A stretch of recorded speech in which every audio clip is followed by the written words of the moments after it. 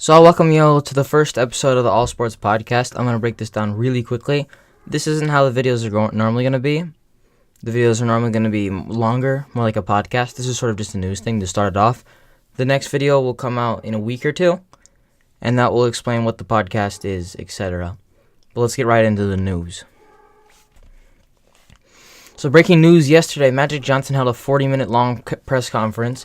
In this press conference, he officially stepped down as president of basketball operations for the Los Angeles Lakers. Apparently, he had told no one before this press conference that he was going to resign. Apparently, before this, he had a meeting with Jeanie Buss and LeBron. Apparently, this had not been discussed throughout the meeting, so no one knew in the Lakers organization that he was going to do this. Quoting him, he said during the interview, "Somebody is going to have to tell my boss, because I know she's going to be sick. But I know I couldn't face her face-to-face and tell her." And we might be able to see implications on the Lakers this offseason because of this move and their sort of chaos that's already happened. We're already seeing signs of top NBA players not wanting to play with LeBron. KD's toxic comments that were very scrutinized, talking about how it's toxic to play with LeBron, are proving to be somewhat true.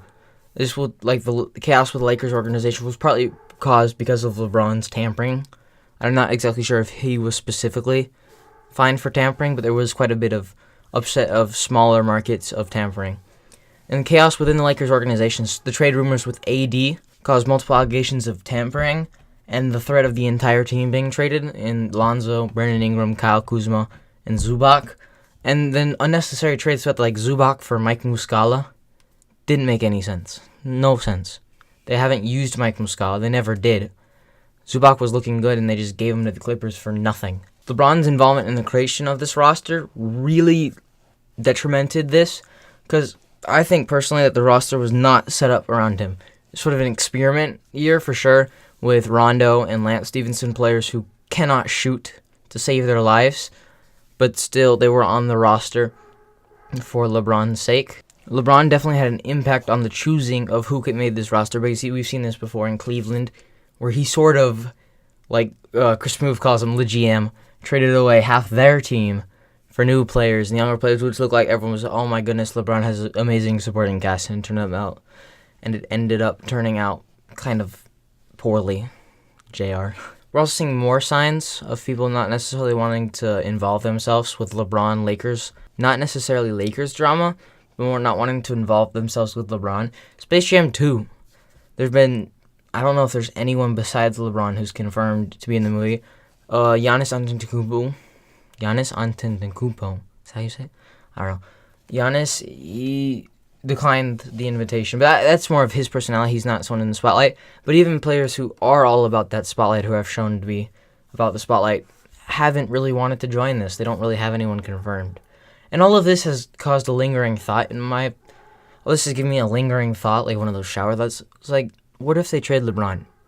It's kind of obscene trading the best player of this generation, I don't think the best player in the world anymore.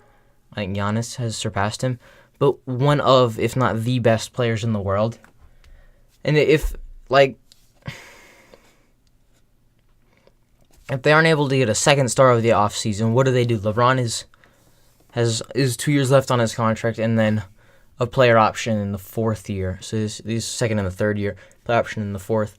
He doesn't really fit into their future. The young guys plus LeBron, a 35, 36-year-old LeBron, does not really work. I feel like they might need to trade LeBron to reset. It might be what needs to happen. The one problem with that is, what package would you need to trade for LeBron? It'd be an issue trying to trade for him, but I think that they might look into trading LeBron for more assets. If that's only if they don't get a second star. If they get a second star, they're set up actually quite nicely, especially if KD leaves to go to the Knicks. The Warriors aren't as dominant then, especially Draymond's sort of reduction in ability, I guess. Not really reduction in ability, just not playing as well this year as he has previous years. So yeah, that was the news that broke yesterday. Just wanted to talk about it. Like I said before, the next video will be hopefully out next week to 2 weeks from now, and it's going to be a much longer one, 30 minutes, more towards 30 minutes, an actual podcast.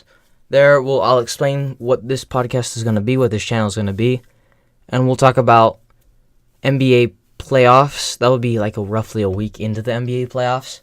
So what my thoughts are on the first round and who I think is going to win it all. Thanks for watching. If you want to like or subscribe, you can do that. You don't have to. And I'll see y'all next time. All Sports Podcast. I'm out.